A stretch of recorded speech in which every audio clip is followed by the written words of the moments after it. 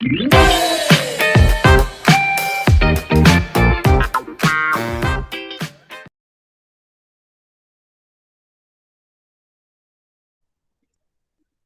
es un esquema general de lo que es la hematopoiesis. Entonces, a ver que según la teoría monofilética, tenemos un precursor común, que es el que nos va a dar origen a una línea linfoide y a una línea mieloide. Ya vamos a entrar en detalle sobre cada una de estas.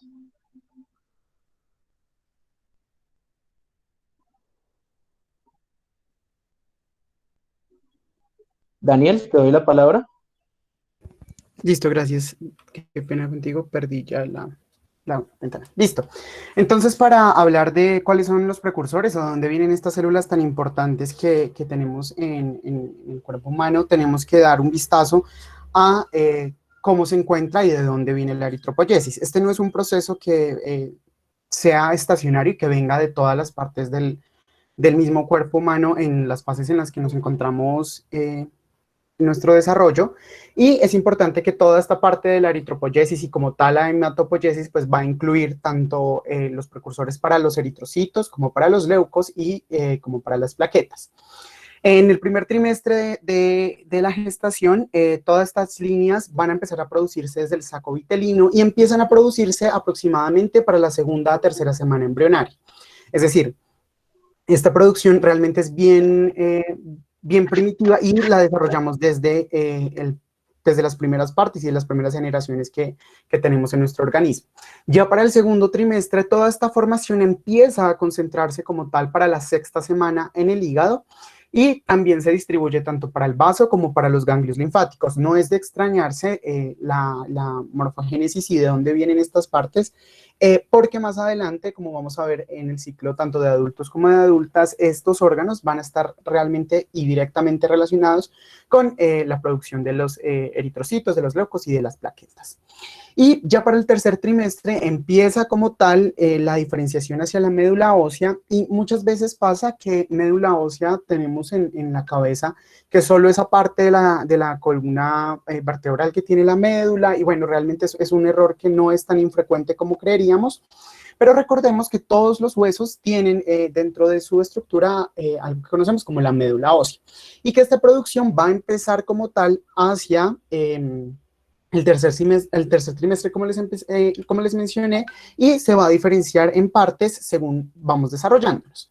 Para los 5 años, este se presenta en todos los huesos, es decir, no hay diferenciación, no hay una especificación de algún hueso que produzca más o menos eritrocitos que los demás, y hasta los 20 años aproximadamente, estos se nos empiezan a generar para los huesos largos. Por ejemplo, en el fémur tenemos la diáfisis, o en la tibia, pues también en esta misma parte. Y ya cuando pasamos los 20 años, esta producción de eritrocitos empieza a disminuir, ya no es tan acentuada como en las otras épocas de la vida, y empieza a presentarse tanto en las vértebras como en el esternón, en las costillas, también se presenta en hueso ilíaco, y es esta parte de los huesos y de la médula donde se presentan mayoritariamente.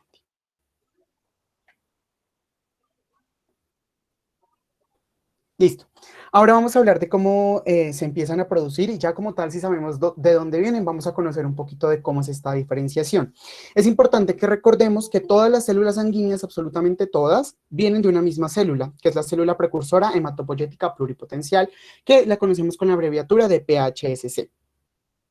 Esta se va a diferenciar y esta se va a encontrar en la médula ósea en grandes cantidades, y algo súper importante es que a partir de el paso de la célula precursora, de ahí para adelante, muchas de estas células se mantienen así, pero si empiezan a diferenciarse, a partir de este momento las vamos a conocer ahora como las células precursoras comprometidas. Es decir, si hablamos ya del siguiente paso, que es la unidad formadora de colonias esplénicas, que la conocemos con la abreviatura de CFUS, por sus siglas en inglés, vamos a saber que la unidad formadora de las colonias esplénicas se va a encontrar a partir de este punto, y las vamos a conocer ya no como unidades formadoras de comprometidas, sino las vamos a conocer como las unidades formadoras de colonias de eritrocitos. Estoy leyendo que no están viendo las diapositivas. Nico, ¿podrías dejar de...? El que está compartiendo las diapositivas soy yo. No sé si de pronto.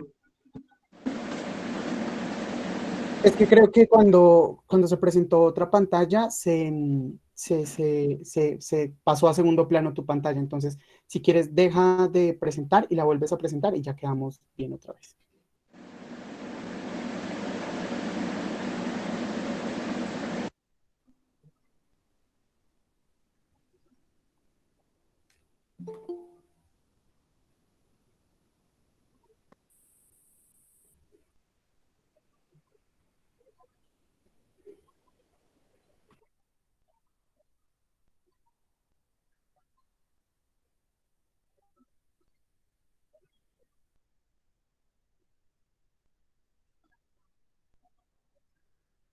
¿Listo? Listo, creo que ya. Listo, perfecto, ya lo están viendo. Gracias. Listo, entonces estábamos hablando de que teníamos nuestra célula precursora hematopoyética plurencial, de las cuales vienen todas, ¿no? Y de estas van a derivar siempre las demás. Luego las siguientes divisiones que vengan de las células pluripotenciales van a terminar formando las células sanguíneas. En este primer momento que estamos hablando de las células eritrocitarias, pues nos vamos a ir directamente para las unidades formadoras de colonias esplénicas. ¿Por qué? Porque las células linfoides se vuelven precursoras, pero por otra célula, que es la célula precursora linfoide, de la que más adelante les vamos a hablar. Continuando con la formación de los eritrocitos propiamente dichos, continuamos después de la unidad formadora de colonias esplénicas, pasa a la unidad formadora de colonias, pero ya de blastos. Y esta nos va a terminar formando la unidad formadora de colonias de eritrocitos. ¿Qué hace esta unidad formadora de colonias de eritrocitos? Bueno, ya se empiezan a hacer las diferenciaciones propias que cada una tiene, y es importante que recordemos que vamos a tener una cantidad de médula ósea, una mayor cantidad de células precursoras pluripotenciales, luego más poquitas unidades formadoras de colonias, y así se van volviendo cada vez menos estas células que conocemos como las precursoras comprometidas. Y después empieza toda esta diferenciación muy bonita de los eritrocitos, que empieza con la formación de un proeritroblasto, que tiene como tal y tienen un citoplasma muy basófilo, y es basófilo porque cuando le pasamos unos colorantes básicos van a teñir muy, muy fuerte. Luego pasan ahora sí a un eritroblasto que conocemos como el eritroblasto basófilo, y luego se vuelven los eritroblastos policromáticos. A partir de este momento se empiezan a formar las cadenas de hemoglobina, que empiezan a ser un poco más formadas a partir de este estadio especialmente, y luego empiezan a conocer los eritroblastos ortocromáticos, o como los aprendemos acá en UPTC, como los normoblastos. Después de los normoblastos ya vienen la formación como tal y la diferenciación de los reticuloblastos, que se van a conocer a partir de que el momento que teníamos un normoblasto pierden su núcleo, y esta formación de los ribosomas libres van a generar unos grupos basófilos. ¿Qué es importante acá? Que el paso de reticulocito allá al eritrocito, esta parte y esta densidad y espesor se vuelven un poco más pequeñas y se concentran en la mitad. Es por eso que esta división la conocemos como el eritrocito normal, lo conocemos como un disco bicóncavo. Entonces, eso era importante. Ahora, ¿cómo se empiezan a regular? Porque claramente pues no se van a poder producir a la loca. Esto tiene una regulación muy clara, y empieza con la oxigenación tisular, que es uno de los factores más importantes y que nos explica muchas de las fisiopatologías y las variaciones que tenemos. Por ejemplo, si a mí en Tunja me toman un estudio de sangre, es muy diferente si a las personas que se encuentran en la costa colombiana o a 0 metros bajo el nivel del mar va a ser distinto. ¿Por qué? Porque yo al estar en una altura mucho más amplia, mucho más marcada, aproximadamente 2.800, 2.900 metros sobre el nivel del mar, la cantidad de oxígeno que me llega es menor. Por tanto, como tengo una menor oxigenación tisular, ¿qué va a pasar? La eritropoyetina, que es una de las hormonas polipeptídicas unidas por aminoácidos, empiezan a regular esta producción y empiezan a decir, este organismo necesita más eritrocitos para que, para que transporten más cantidad de hemoglobina, que es pues la función principal que tenemos. La eritropoyetina se forma principalmente en los riñones, el 90% de estos se forman acá y se ha encontrado bastante relacionado con las células que se encuentran, las células intersticiales de tipo fibroblasto que se encuentran rodeadas en la corteza y en la médula exterior, que es una de las partes más perfundidas que se encuentra en el riñón y que claramente pues, va a ser una de las más sensibles a la hipoperfusión. Además de esto, una parte muy pequeña, que es el 10%, se va a producir en el hígado y esto explica por qué cuando las personas tienen insuficiencias renales agudas que les lesionen y que tienden a formarse crónicas, tienen anemia y dificultades para poder respirar y para poder oxigenar sus tejidos de la mejor manera. Y pues porque se mantiene un poquito, que es el hígado el que entra a suplir esto. No se nos olvide que tenemos un factor inducible por hipoxia, que es el HIF1, que es el encargado de dar la señal a los genes que median la hipoxia para que empiecen a producir esta eritropoyetina y que para que empiecen a expresar los genes que tenemos que responden a estas hipoxias. Y en estudios se ha demostrado que puede que nuestro factor inducible empiece a producirse, pero es hasta los 5 días donde vamos a tener producción como tal de los eritrocitos. Y puse este medio titulito un poco grande porque no se nos puede olvidar la importancia que tiene la vitamina B12 y el ácido fólico para la producción de estas. Entonces, no se nos olvide que la vitamina B12 es uno de los principales factores que tenemos para la síntesis de ADN y la formación del trifosfato de timidina, que nos van a permitir en su fisiología y en su estadio normal, pues tener un ADN bien formado. Si este está lesionado o si este no se encuentra como se debería en el organismo, vamos a tener pasos en la maduración y en la división nuclear con un ADN anormal o un ADN reducido, y van a pasar estos eritrocitos que tenemos normalmente a algo que conocemos como los macrocitos, que si bien se parecen, tienen una membrana mucho más frágil, es irregular, es más grande y oval, y pues no tiene la forma habitual de los eritrocitos. Y pues cuando entran a la circulación, pues realmente no es que puedan sobrevivir mucho porque se rompen fácilmente. Además, no se nos olvide la importancia que tienen la formación de la vitamina B12 con la combinación de el duodeno y demás para que se pueda formar y se pueda llegar a tener la vitamina B12 en circulación. Es por esto que pacientes, por ejemplo, con trastornos del consumo por sustancias psicoactivas, por alcohol, generan este tipo de afecciones. ¿Por qué? Porque su mucosa duodenal y gastrointestinal no produce o no está lo suficientemente fuerte para que se combine con el surfactante y pues se absorba de la mejor manera. Recordemos que necesitamos aproximadamente de 1 a 3 picogramos diario y que el hígado y otros tejidos pueden almacenar 1000 veces esto. Es decir, se necesitan más o menos 3 a 4 años para que desde un inicio de deficiencia de vitamina B12 se presenten como tal, y el ácido fólico pues realmente que lo encontramos en las verduras verdes, en el hígado especialmente de los animales, se presenta y pues llega a presentarse unas deficiencias cuando necesitamos que haya un buen citoesquelético eritrocitario. Listo. Y vamos a hablar un poquito de la formación y la producción de la hemoglobina, y es que este paso es realmente importante porque, bueno, ¿cuál es la función importante de los eritrocitos? Transportar la hemoglobina. ¿Y cuál es la función de la hemoglobina? Pues que pueda transportar el oxígeno. Es por esto que si no tenemos una buena producción de hemoglobina y no entendemos bien cómo funciona, pues vamos a tener como un vacío fisiológico de esta parte. Recordemos que el succinil-CoA, que es el que vemos en esta parte como punto 1, es producto del ciclo de Krebs, que estoy absolutamente seguro muchos y muchas hemos tenido que aprendérnoslo, y este producto del ciclo de Krebs que genera succinil-CoA se va a formar y necesitamos 2 productos de para que se unan a 2 moléculas de la glicina. ¿Para qué?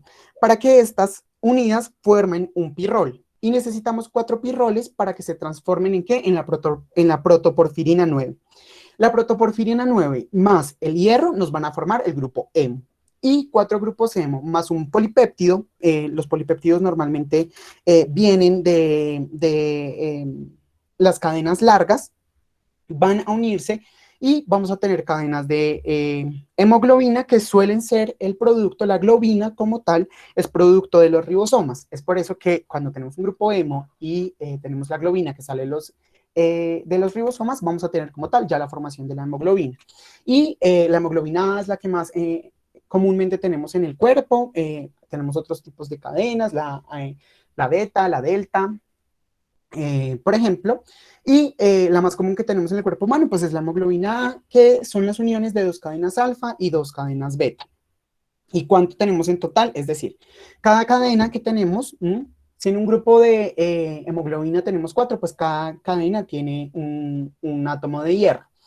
Y si en total, si lo contamos, entonces vamos a tener en general pues cuatro átomos de hierro que van a permitir que se peguen cuatro moléculas de oxígeno o ocho átomos, perdón, del oxígeno como tal, porque recordemos que el oxígeno viene como O2 y no como O solito.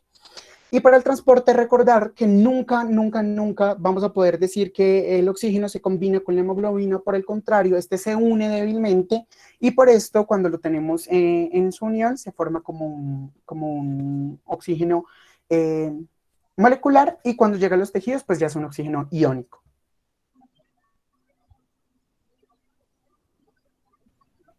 Y bueno, realmente esta gráfica para recordarnos cómo se forma el hierro y por qué es importante, ya lo vimos su función en la hemoglobina. Necesitamos consumir aproximadamente 10 a 15 miligramos de hierro para que entren al duodeno, de estos se van a absorber aproximadamente 1 a 2 miligramos y pues el resto se va a perder por excretas y depende también de la cantidad de hierro que tengamos. Este se va a combinar y se va a convertir en transferrina. Y después de esta producción de transferrina, vamos a encontrar que puede y pasa directamente a la hemoglobina, que es como la encontramos en los eritrocitos. Recordemos que hay pérdidas de sangre, por esto las mujeres tienen una menor cantidad de hemoglobina y pues cuando se degrada, vamos a poder encontrar ya como tal la bilirrubina.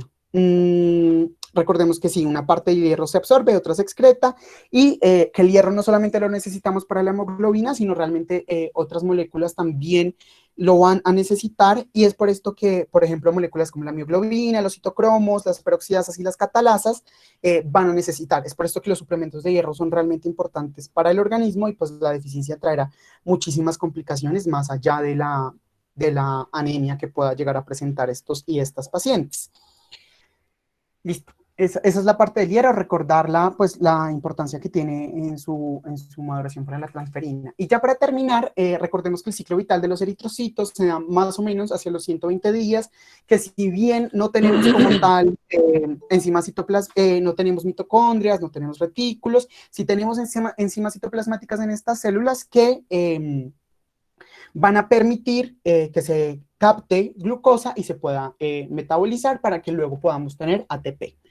Característica importantísima, los eritrocitos son realmente flexibles, tenemos iones de membrana, el hierro se presenta como forma ferrosa que van a impedir la oxidación. Estas son las cuatro funciones importantes que tienen estas enzimas. Estas enzimas, sí. Y se van a empezar a degradar a partir de los 120 días en puntos rígidos que tenemos en el cuerpo humano, pero normalmente se van a degradar en la pulpa roja del vaso. Y esto es porque los capilares que tiene la pulpa roja del vaso miden más o menos 3 micrómetros y normalmente los eritrocitos van a medir 8. Y en cuanto a la hemoglobina, se degrada principalmente por los macrófagos y las células de Kupffer. El hierro se va a reciclar, pero la porfirina es la que se va a convertir en la bilirrubina. Entonces, importante recordar que el hierro pues realmente se necesita mucho y por eso el cuerpo lo recicla. Listo. Vale, yo voy a continuar aquí con la parte de monopoiesis y como tal con todo el proceso de diferenciación de la línea blanca. Entonces, pues yo sé que realmente deben haber estudiantes de los primeros semestres de medicina que se animaron a participar de la charla. Entonces, pues primero quería hacer la claridad, porque no quiero que se confundan, y es que, bueno, vamos a hablar de toda la línea blanca. Línea blanca, leucocitos. Los leucocitos, vamos a dividirlos en dos, en linfocitos y los derivados de la línea mieloide, ¿sí? Como veíamos en el gráfico azulito del principio. Esa línea mieloide vamos a dividirla en agranulocitos y granulocitos, dependiendo si tienen o no tienen granos. Los leucocitos normalmente en sangre van a oscilar entre 5.000 a 10.000 por milímetro cúbico. Entonces, bueno, en primer lugar, para hablar de los monocitos, de la monopoiesis como tal, saber que se derivan de un precursor mieloide que principalmente se va a formar el monoblasto, posteriormente un monocito, un promonocito, y finalmente tenemos el monocito que tarda alrededor de 55 horas, más o menos unos 3 días, en salir a la circulación y dura alrededor de 8 horas en sangre eh, viviendo y ejerciendo su función. Recordar que el monocito es clave en, en los procesos de inflamación crónica y que sus funciones principalmente va a ser el de ingerir bacterias y expresar esos gránulos azurófilos que tienen enzimas lisosómicas similares a las de los neutrófilos que vamos a ver ahorita y que van a ser un puente muy importante entre la respuesta inmune innata y la respuesta inmune adaptativa, pues recordemos que estas células tienen la capacidad de presentar antígenos a los linfocitos. Vale. Ahora la parte de la granulopoiesis, entonces como les decía, la parte de los leucos que tienen gránulos, aquí vamos a hablar principalmente de tres células. Tenemos neutrófilos, basófilos y eosinófilos. El principal de estos va a ser el neutrófilo, pero entonces, bueno, empezamos inicialmente con un mieloblasto, que como todos los blastos tiene una relación núcleo-citoplasma bastante alta, tiene un núcleo muy prominente. Posteriormente tenemos un promielocito, donde ya empieza a producir unos gránulos específicos. Recordemos que como tal, pues los gránulos vamos a dividir en primarios, secundarios y terciarios, pero esto no compete pues a esta charla. Posteriormente tenemos el mielocito, donde ya empieza a producir los gránulos secundarios, también llamados gránulos específicos, los metamielocitos. Y aquí es importante que ya estas células pierden la capacidad para dividirse. Tenemos solamente para el linaje de los neutrófilos las células en banda, que ya la habrán escuchado, que cobran gran importancia en el cuadro hemático, sobre todo en los pacientes pediátricos, que son los neutrófilos cuando todavía no tenemos un núcleo lobulado. Recordemos que una característica muy importante de los neutrófilos es que tienen alrededor de 2 a 5 lobulaciones. También por esto pues, son llamados polimorfonucleares. Finalmente, tenemos un granulocito maduro que ya va a representar las células que les mencioné anteriormente, neutrófilos, basófilos y eosinófilos. Y una vez termina la diferenciación, pues ya puede migrar a la circulación. Respecto a la linfopoiesis, que es, como su nombre lo indica, pues es la producción de linfocitos, pues saber que los linfocitos como tal vamos a tener de dos tipos. Ambos que vienen de una misma célula, que son los linfoblastos, que nos van a dar el linaje de linfocitos T, que reciben su nombre porque estos linfocitos maduran en el timo, acá atraviesan ese proceso de selección positiva y selección negativa, que recordemos que son esos procesos que nos enseñaron en inmunología de reconocer eh, lo que el mismo cuerpo o los antígenos propios del cuerpo que el linfocito no debe atacar y la capacidad de reconocer antígenos externos, ¿vale? Y los linfocitos B, que reciben su nombre, como dato curioso, porque fueron descubiertos en la bolsa de Fabricio de unas aves, ¿vale? Unas características, digamos que importantes, es que estos no se pueden diferenciar en un frotis sanguíneo, si no pues no se pueden diferenciar por microscopía óptica, tendríamos que hacerlo con microscopía electrónica, o bien con con ciertos marcadores moleculares especiales. Recordar que el linfocito T se caracteriza sobre todo por expresar en su superficie CD2, CD3, CD5, mientras que el linfocito B expresa en su superficie CD9, CD19, CD20, etc. Y sobre la megacariopoiesis, pues sabemos que es el proceso en que a partir de un megacardioblasto, que es estimulado por la trombopoyetina, que es similar a la eritropoyetina, pero esta es específica para las plaquetas, va a sufrir un proceso de endomitosis. ¿Esto qué es? Es básicamente la duplicación de cromosomas sin que sufra un proceso como tal de citocinesis. Este megacardioblasto va a pasar a ser un promegacariocito 1, promegacariocito 2, promegacariocito 2, luego un megacariocito, y aquí las membranas celulares como tal, la membrana celular empieza a invaginarse y se desprenden para formar proplaquetas que una vez salen a la circulación son plaquetas eh, bueno, y que cuando llegan a activarse eh, al tejido efector, donde tienen que ejercer su actividad como tapón hemostático en la hemostasia primaria, vamos a tener las plaquetas propiamente dichas.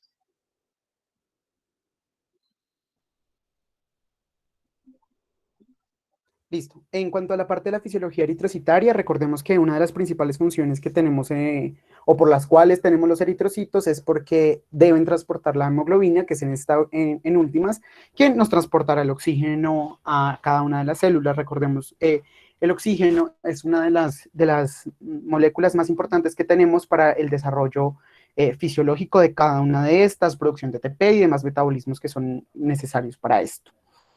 Pero también, aparte de esto, no se nos puede olvidar, y es una función de pronto un poco escondida que tienen los eritrocitos, es que contienen una gran cantidad de anhidrasa carbónica. ¿Y para qué nos va a servir la anhidrasa carbónica? Bueno, esta es una enzima que va a catalizar acciones reversibles que tenemos entre el dióxido de carbono, es decir, el CO2, y el agua, para que se pueda formar el ácido carbónico, y esto pueda aumentarse muchísimas veces y podamos mantener y se mantenga de alguna u otra forma el transporte de CO2. Y pues es por esto mismo también que funciona como un amortiguador ácido básico, porque la unión que tenemos entre el agua, molécula de H2O, y el CO2 por una reacción simple, pues nos va a permitir tener el ion bicarbonato y nos va a permitir que desde los tejidos a los pulmones se transporte este ion. Y bueno, además, pues la función que tienen de expulsar el dióxido de carbono, porque recordemos que este puede comportarse como una noxa orgánica y en acumulaciones no permite la oxigenación y pues el alimento de cada una de las células que tenemos.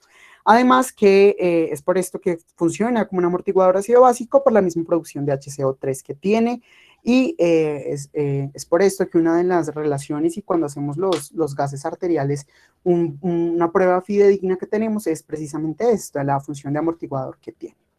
En cuanto a cómo es o a su forma, los glóbulos rojos o hematíes son discos bicóncavos que tienen aproximadamente un diámetro de 7 a 8 nanómetros, tienen un espesor de 2.5 en el punto más grueso que tienen y un volumen medio de 90 a 95 nanómetros.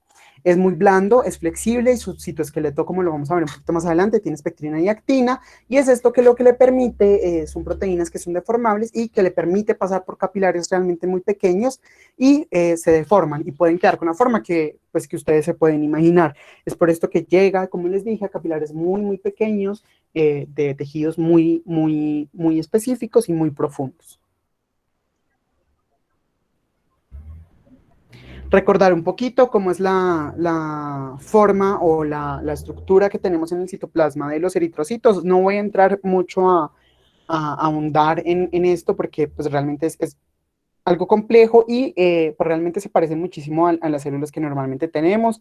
Recordar siempre tiene una bicapa lipídica que en su membrana va a expresar bandas como la 3, la 4.2, residuos de carbohidratos, y que se encuentra unida a una molécula muy importante que es la anquirina. Las deformaciones de las bandas, ya sea de la 3, de la 4.2 que se encuentran en el exterior, o de la 4.1, 4.9 o tropomiosina que se encuentran en el interior, van a ser las que nos van a explicar muchas patologías como las esferocitosis y las demás pues, patologías que podamos encontrar dadas por la deformación que se presentan en los eritrocitos, esferocitosis hereditaria, los ovocitosis y demás. Las proteínas de actina que tenemos unidas siempre a las tropomodulinas y cómo se encuentran estas relacionadas con cadenas alfa y beta. Listo.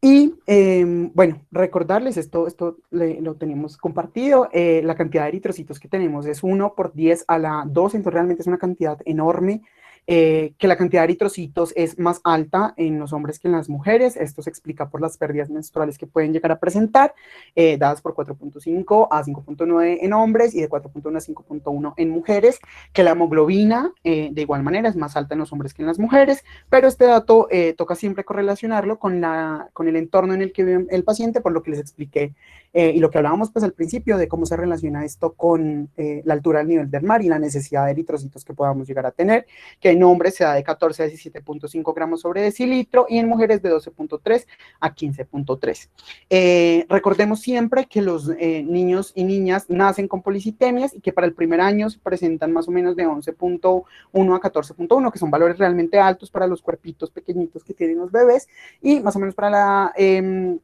los 6 meses tienen de 11.4 a 14.5.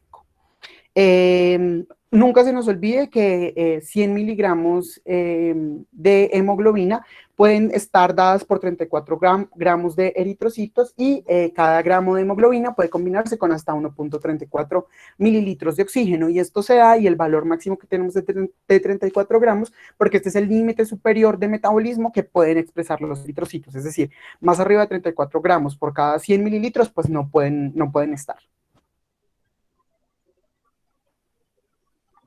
Listo. Ya para finalizar, les voy a comentar básicamente como una medida clave básica que es como la visión que todos debemos tener a la hora de enfrentarnos a cualquier trastorno o sí, que cualquier sospecha de una anomalía eritrocitaria.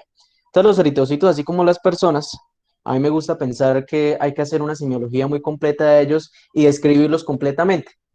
Entonces, es importante sobre los eritrocitos, pues, la información que nos pueden otorgar para clínicos como el cuadro hemático o el extendido de sangre periférica, donde lo que debemos buscar es básicamente el número, cuántos eritrocitos tenemos, el tamaño que está relacionado con el índice de anisocitosis, quiere decir las diferencias relativas de los tamaños de los diferentes eritrocitos que se ven en el frotis, el color, que relacionado al concepto de color, hablamos de policromatofilia, y es las diferencias en el color de los diferentes eritrocitos, y finalmente la forma, eh, que su similar vendría siendo la poiquilocitosis. Entonces, traigo esos conceptos porque son palabras que uno no está acostumbrado a escuchar en la clínica. Sin embargo, pues quiero que cuando salgan de acá no se sientan perdidos cuando se enfrenten ya sea a un extendido de sangre periférica o a un internista que los quiere corchar. Finalmente, y no por eso menos importante, tener en cuenta también las posibles inclusiones citoplasmáticas que pueden tener estos eritrocitos, ¿vale? Entonces, para esto quise hacer como un ejercicio muy práctico. eh, si fueran menos personas, digamos que los invitaría a participar, pero realmente es muy complicado así. Entonces vamos a hacer igual la dinámica de casos clínicos. Me parece que así las cosas quedan más claras y se emociona más. Entonces, caso número uno, todos muy concentrados. Se van a imaginar cada paciente. Entonces, el caso número uno, tenemos una paciente de 14 años traída por sus padres campesinos porque describen, se le pone la cara roja como un tomate y labios azules como si estuviera asfixiada. Al examen físico, usted encuentra rubicundez facial y palmar cianosis bucal ingueal, hiperemia conjuntival. Al examen de abdomen encuentra una esplenomegalia de 6 centímetros por debajo del reborde costal y un hemograma que le revela una hemoglobina de 19 miligramos sobre decilitro. Entonces, les voy a dar 5 segundos para que piensen en un diagnóstico. Ustedes están en el rural y llega a este caso. ¿Listo? Entonces, en este caso, varias cosas por analizar. En primer lugar, saber que es una niña, la del caso clínico, y que definitivamente esos síntomas son bastante inespecíficos. Sí, la rubicundez facial puede ser secundaria a una hipereosinofilia, alguna reacción anafiláctica de cualquier tipo. Sin embargo, hay algo muy clave y es ese cuadro hemático con esa hemoglobina tan elevada. Seguramente si en el caso nos dieran los índices eritrocitarios como tal y el número de eritrocitos, veríamos que el hematocrito como tal muy probablemente estaría por encima de lo normal. Recordemos que el hematocrito en hombres no suele llegar sino hasta un 45%, como veíamos de las primeras imágenes de la presentación. Esos pacientes eh, con el diagnóstico que es de policitemia vera o policitemia verdadera, suelen tener números muy altos de eritrocitos. Entonces, básicamente, ¿en qué consiste esta patología? La policitemia vera es una mutación en el gen JAK2 o gen Janus quinasa, y digamos que el patrón de presentación está ligado a mutaciones espontáneas. Listo, no está claro su patrón de herencia como tal. Los pacientes pueden cursar asintomáticos, así como también pueden presentar cefalea, mareo, diplopía, visión borrosa, prurito, saciedad temprana, rubicundez facial e incluso artritis gotosa. Estos síntomas son también llamados síntomas típicos en estos pacientes y van a estar dados básicamente por la fisiopatología y lo que involucra como tal o lo que conlleva ese aumento de la masa eritrocitaria. Dentro de las complicaciones que vamos a encontrar en estos pacientes, quiero que ustedes se imaginen eh, el flujo sanguíneo normal versus el flujo turbulento y la éstasis vascular que vamos a tener con esa sangre que ya tenía una densidad fija y que empieza a llenarse de más sólido, más sólido, más sólido. Vamos a tener una sangre mucho más viscosa que va a transitar con muchísima más dificultad a través de todos los vasos sanguíneos y que seguramente se va a remansar más sobre los lechos vasculares. Dentro de las complicaciones por esto, sobre todo son las relacionadas con la hiperviscosidad. Entonces, podemos tener cualquier tipo de coágulos. Esos pacientes tienen una predisposición a formar coágulos increíble. eh, el aumento, pues como tal, del grosor de la sangre, la disminución del flujo sanguíneo. Entre estos, pues digamos, vamos a encontrar el SB, el infarto del miocardio, trombosis venosa profunda, tromboembolismo pulmonar. En estadios avanzados son pacientes que pueden presentarse con una asplenia funcional y eso es muy importante. ¿Por qué? Porque nos comentaba Daniel al principio que el cementerio de los eritrocitos en su mayoría es el vaso. Entonces, si tenemos una gran masa eritrocitaria, vamos a llegar a colapsar esos sinusoides esplénicos y podemos terminar con una disfunción de ese vaso. Recordemos que el vaso juega un papel muy importante como órgano en, en la parte inmunológica. Pues vemos que acá se presentan muchos antígenos y que sobre todo los pacientes que tienen una asplenia funcional, sea cual sea la razón, tienen predisposición a infecciones severas, infecciones recurrentes por microorganismos encapsulados. Pregunta clásica de ronda de medicina interna. ¿Listo? Microorganismos encapsulados. Meningococo, neumococo, hemófilos influenza, etcétera. ¿Qué es importante? Considerar los diagnósticos diferenciales. Entonces, nosotros como tal no podríamos decir de una vez que un paciente que me llegue con una hemoglobina elevada va a tener una policitemia vera. ¿Por qué? Porque Daniel también lo dijo muy bien, y es que la cantidad de hemoglobina que nosotros tenemos va a depender de muchas cosas, entre esas la altura a la que nos encontramos al nivel del mar.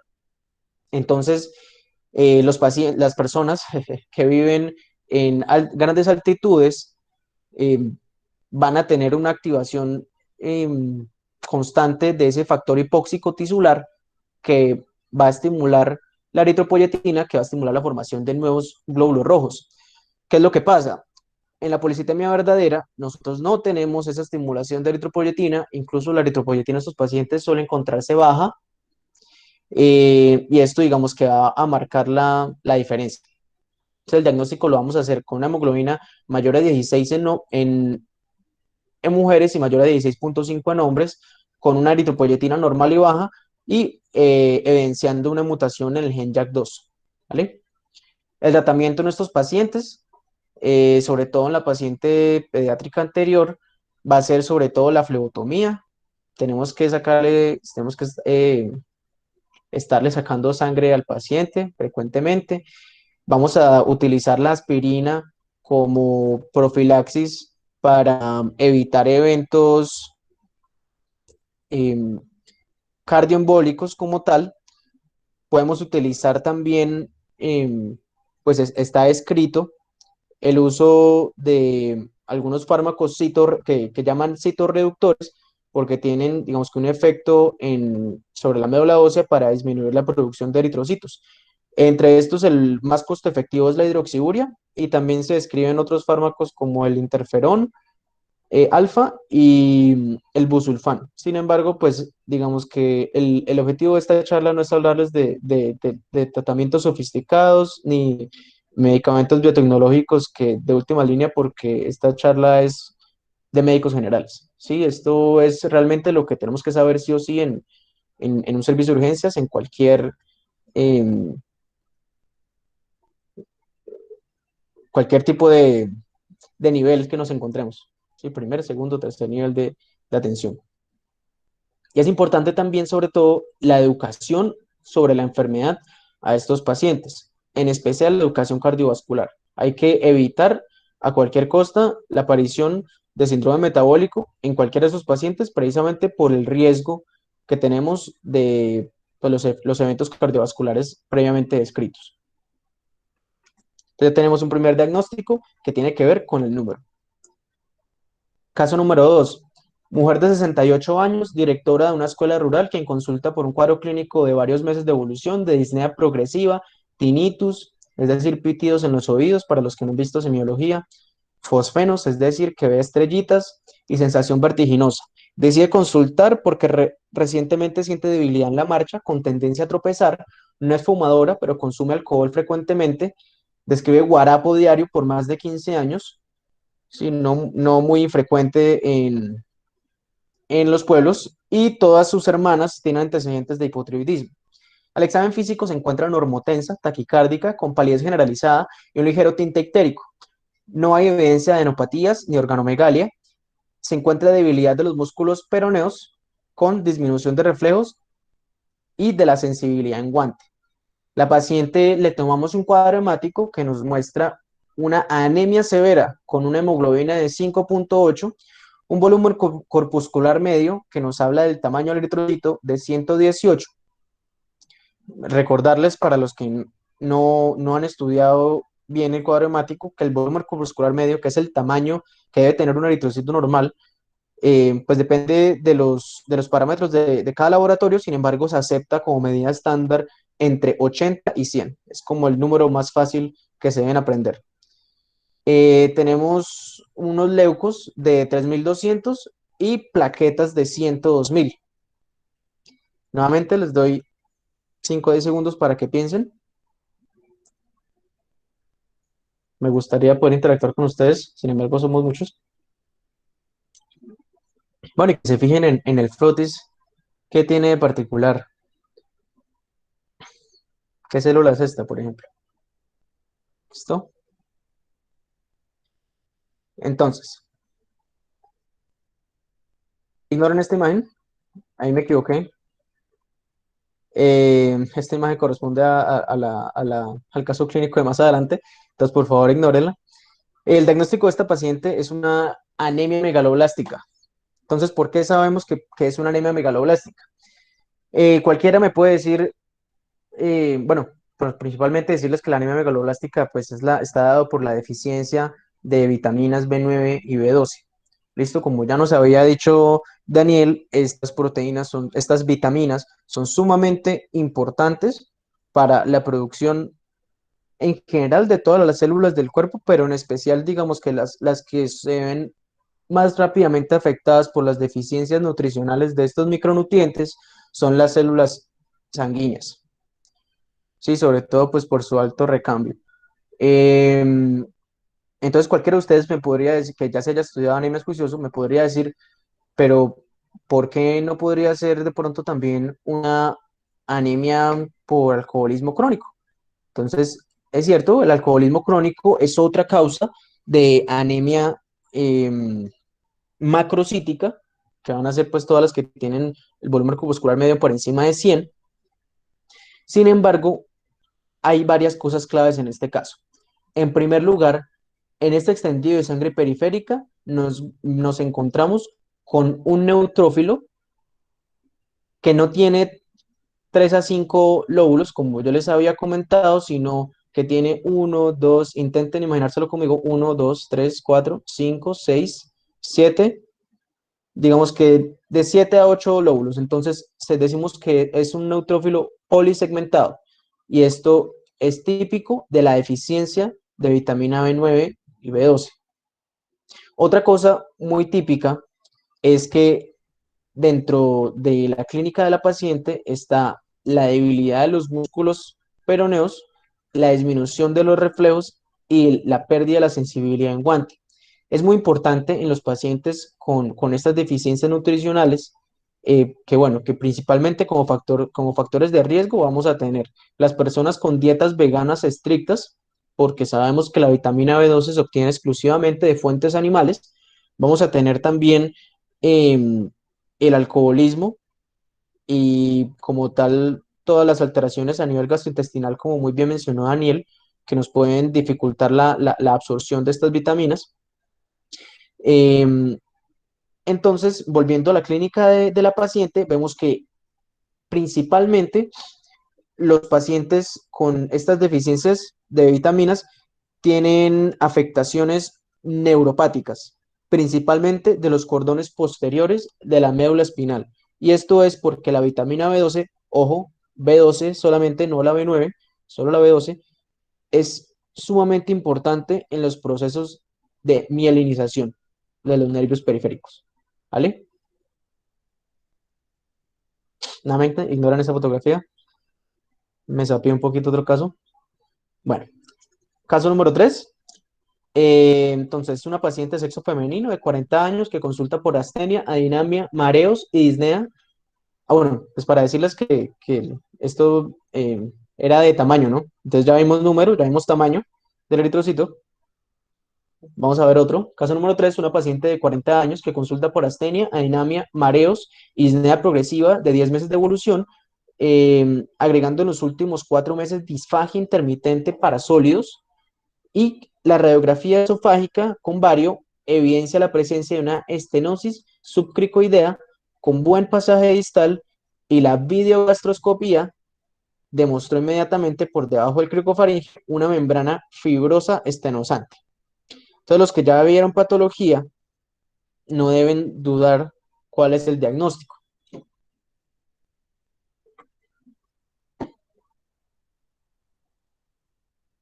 Aquí va la foto. A ver, me disculpan ahí. Entonces, en este caso nos estamos enfrentando con un síndrome de Plummer-Vinson. Este Plummer-Vinson pues se caracteriza por una tríada clásica de disfagia, anemia por deficiencia de hierro y la formación de las membranas esofágicas. Básicamente, el paciente clásico que tiene Plummer-Vinson, pues es un paciente que tiene de forma crónica anemia ferropénica, esta va a ser una de las complicaciones. Son sobre todo mujeres de mediana edad, entre la cuarta y la séptima década de la vida, aunque también está descrito pues en niños y adolescentes. Esta disfagia, a diferencia de muchas otras causas de disfagia, suele ser indolora y es intermitente o progresiva pues a lo largo de los años. Está limitada a los óleos y esto pues va a ser una característica semiológica muy importante y que puede estar asociada a pérdida de peso. Ya como tal, los pacientes pues van a tener síntomas secundarios a la anemia como tal, que van a ser básicamente de debilidad, palidez, fatiga, taquicardia. Y uno de los síntomas más importantes, o pues algo muy importante que deben tener en cuenta sobre este síndrome, eh, es que, pues digamos que el factor etiológico es la deficiencia de hierro. Van a haber pues otros factores de riesgo. Sin embargo, pues el más importante que quiero que se aprendan es ese, ¿vale?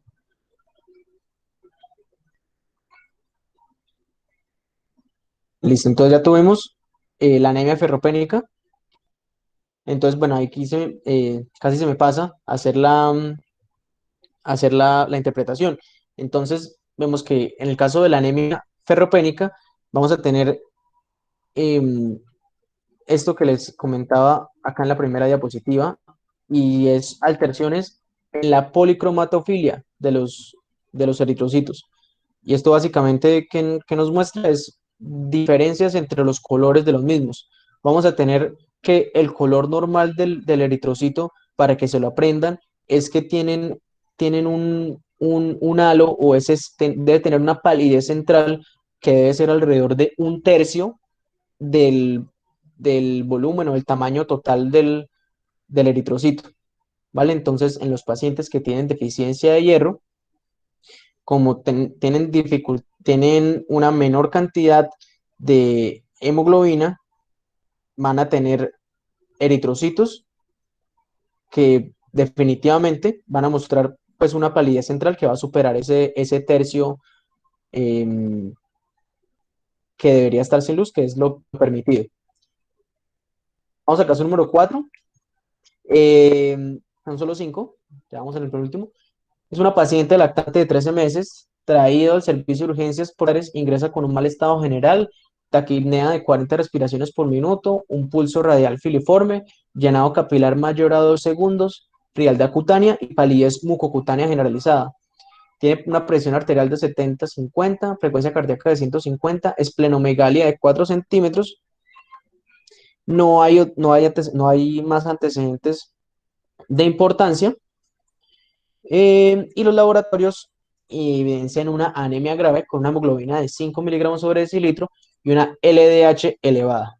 Entonces, nuevamente, los dejo para que piensen.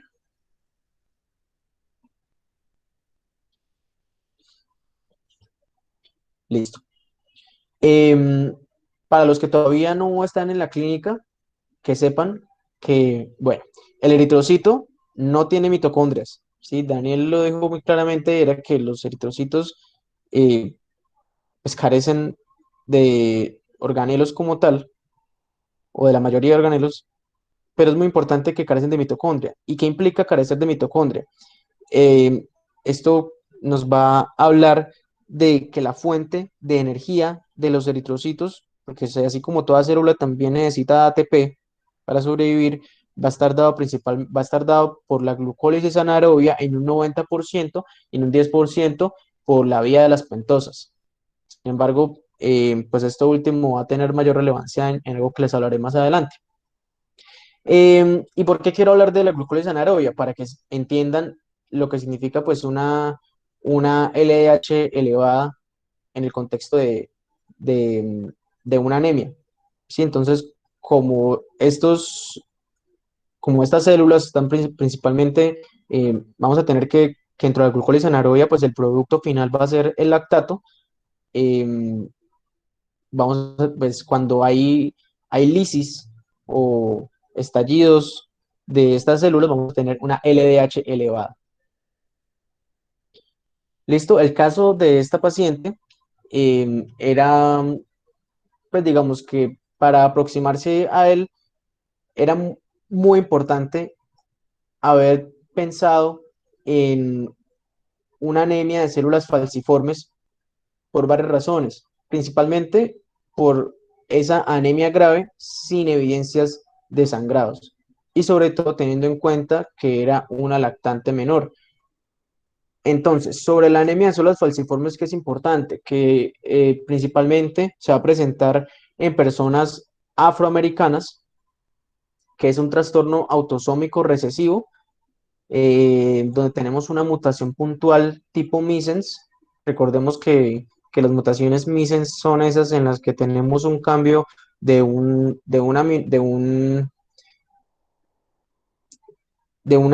base por otra que finalmente nos termina cambiando el aminoácido que codificaba para una proteína y que nos da una proteína que es similar, pero que tiene dificultades para desarrollar sus funciones normales. En este caso tenemos el cambio del ácido glutámico por la valina en la cadena beta del eritrocito. ¿Listo? Entonces, este cambio de este aminoácido va a hacer que hayan unos cambios bioquímicos en la estructura de la hemoglobina. La hemoglobina por dentro, digamos que imagínensela como una cadenita cerrada que tiene y respeta una porción lipofílica y una porción hidrofílica. Cuando tenemos este cambio de estos aminoácidos, esta homeostasis se rompe, se pierde, y los eritrocitos adquieren esta forma eh, de os, o también llamados drepanocitos, que es como lo van a escuchar en el extendido de sangre periférica. Entonces, dentro de las complicaciones agudas de la anemia de células falciformes, vamos a tener sobre todo infecciones. Estos pacientes muy frecuentemente nos hacen también asplenias funcionales o asplenias totales, ¿sí? Porque estos eritrocitos pierden esa capacidad de poder deslizarse y atravesar esos capilares de los sinusoides esplénicos, se quedan ahí atrapados y no solamente en el vaso van a sufrir como ese secuestro, sino que también en los vasos sanguíneos. Y esto nos va a llevar a crisis vasoclusivas que son sumamente dolorosas, que no se nos pueden pasar por alto y que pueden comprometer definitivamente la isquemia del miembro afectado. Entre estas, en los varones está muy descrito lo que es el priapismo, crisis vasoclusivas manifestadas en forma de priapismo. Entonces, también para los que no han pasado por semiología, el priapismo es una erección dolorosa y prolongada, y que en este caso va a estar dada por esa crisis vasoclusiva que impide el retorno venoso de la sangre del miembro viril. Y pues claro, también es una emergencia. Otras complicaciones van a ser la anemia severa, y otra perla clínica que les quiero comentar es que estos pacientes con anemia de células falciformes muy frecuentemente pueden hacer osteomielitis. Esa es pregunta de ronda de medicina interna también. Pueden hacer osteomielitis por salmonela, por especies de salmonelas no entéricas. ¿Listo? Dentro de las complicaciones crónicas tenemos las úlceras crónicas, sobre todo en miembros inferiores. Podemos tener cardiomiopatía y retinopatía proliferativa. El diagnóstico en estos pacientes se va a hacer con el extendido de sangre periférica, que nos va a evidenciar los drepanocitos, que son pues bastante específicos, y también se debe hacer una electroforesis de hemoglobina para ver qué porcentaje pues, de la hemoglobina está representada por este tipo de hemoglobina que se llama hemoglobina S. Listo, entonces ya tenemos otra patología que hace parte del espectro de la forma de los eritrocitos. Y ya para terminar, tenemos el caso número 5. Yo espero que de verdad todos esos casos clínicos les sirva para que se les quede más en la cabeza, pues, la importancia de conocer las diferentes características de los eritrocitos. Entonces, este último es una mujer de 44 años quien ingresa al servicio de urgencias con su esposo, con una clínica de cefalea, vértigo, confusión y disnea. El interrogatorio es escaso, pues la paciente se muestra confusa y responde de forma incoherente. Su esposo explica que ella se encontraba limpiando la cocina en la mañana hasta que las cortinas se incendiaron por una llamarada desde la estufa. Ya se podrán imaginar qué fue lo que pasó. Entre los signos vitales tenemos una frecuencia cardíaca de 100, respiratoria de 20, presión arterial 130-80 y una saturación del 97%. Al examen físico, sin hallazgos de importancia, excepto que la piel presenta un color rojo cereza.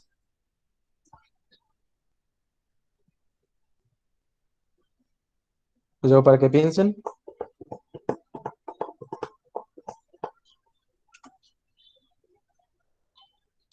Muy bien. Entonces, en este caso, lo que tenemos es una intoxicación con monóxido de carbono, que nos produjo en el caso de esta paciente una metamoglobinemia. Entonces, ¿por qué quería traer esto?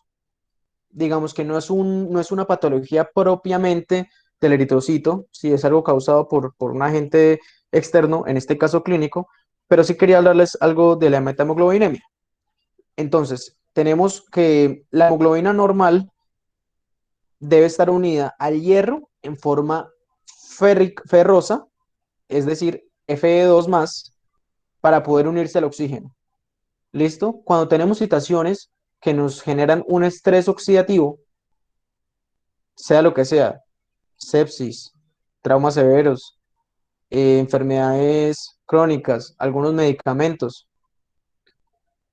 todo esto va a generar que cambie ese hierro que está en forma ferrosa y adopte literal un electrón y se convierta en su forma férrica. El problema de este hierro en forma férrica es que no es capaz de transportar oxígeno. ¿Listo? Entonces, para protegerse de estos estados de estrés oxidativo, el cuerpo humano dispone de varios mecanismos para revertir esa unión de hierro, del hierro 3 más a 2 más, es decir, de férrico a ferroso. El más importante de estos antioxidantes, por decirlo así, va a ser la NADH citocromo B5 reductasa. Sí, yo sé que es una locura de nombre, pero es la enzima más importante. Tenemos otros, que va a ser la NADPH oxidasa, la vía del ascorbato, que tiene que ver con la vitamina C. Entonces ahí encuentran ustedes la relación por fin que la bioquímica, que la vitamina C, que antioxidante, bueno, por la vía del ascorbato. Incluso pues es uno de los pilares en el tratamiento de algunos casos de metamoglobinemia, sobre todo dados por enzimopatías, es decir, por deficiencias en alguna de estas enzimas. Y tenemos también el glutatión.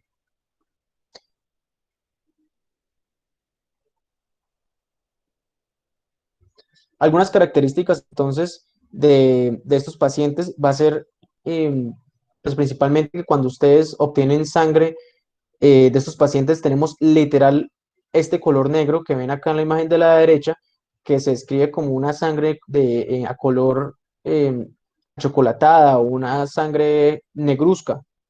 Sí, esto va a estar dado por esa metamoglobinemia, que como tal, pues la definición de metamoglobinemia es esa hemoglobina que está unido al hierro en forma férrica. ¿Listo? Entonces son pacientes que se van a presentar con cianosis peribucal, eh, signos de cianosis también como tal mucosas. Aquí en este paciente es un caso muy severo en la lengua, en las extremidades distales y aquí algunas causas como tal de metamoglobinemia, es decir, agentes que me generan a mí un estrés oxidativo. Vamos a tener anestésicos locales como la lidocaína, las sulfas, los nitritos. Algunos estados patológicos, sobre todo muy importante en los niños, la deshidratación y la sepsis, y lo que, por el motivo por el que los traje, pues, este caso clínico es porque además del monóxido de carbono, podemos tener deficiencias enzimáticas que me generen esta metemoglobinemia, y va a estar dado básicamente por la inhabilidad del cuerpo de recuperar ese estado eh, o la incapacidad de responder a ese estrés oxidativo.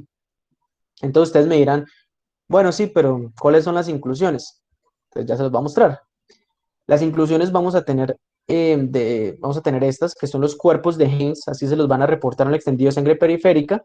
Entonces, bueno, ya hemos aprendido varias cosas varios hallazgos de extendido entre estos los cuerpos de Heinz, que van a ser estas cositas moraditas que se pueden ver dentro de los eritrocitos, y son básicamente porciones de hemoglobina desnaturalizada, y que por esta hemoglobina que se presenta de esta forma, que se acumula en los eritrocitos, vamos a tener también este otro hallazgo en la sangre periférica que va a ser muy frecuente, que van a ser las bite cells, células en mordisco.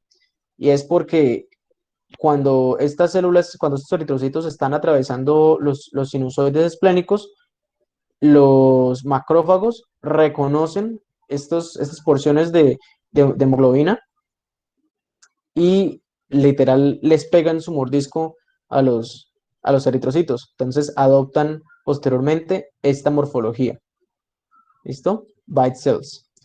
Es importante, pues digamos que también aclarar que en el caso clínico de la paciente, para los que se preguntan que por qué tenía una saturación de oxígeno normal, recordemos como tal que la pulsoximetría tiene, pues digamos que una limitación, y es que ella mide solamente qué tan cargada está la hemoglobina. Pero si recordamos por fisiología, el monóxido de carbono tiene una afinidad por la hemoglobina hasta 250 veces más que el oxígeno. Entonces, la hemoglobina puede estar cargada, pero va a estar cargada es de monóxido de carbono. Por eso puede que la saturación no sea afectada, sin embargo, sí vamos a tener esa hipoperfusión y esa cianosis en las porciones distales, y dificultades en como tal el intercambio de gases y la entrega de oxígeno a los tejidos.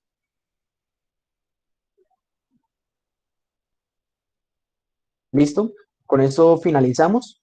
Agradecerles a todos por el tiempo, por el interés en el área. Esperemos que todos disfruten de verdad de las charlas. Esta va a ser la única charla por estudiantes, se los juro. Si les pareció aburrida, aunque espero que no, espero que lo disfruten de verdad tanto como a nosotros, pues nos gusta esta área de la medicina. Esperamos que tengan una excelente tarde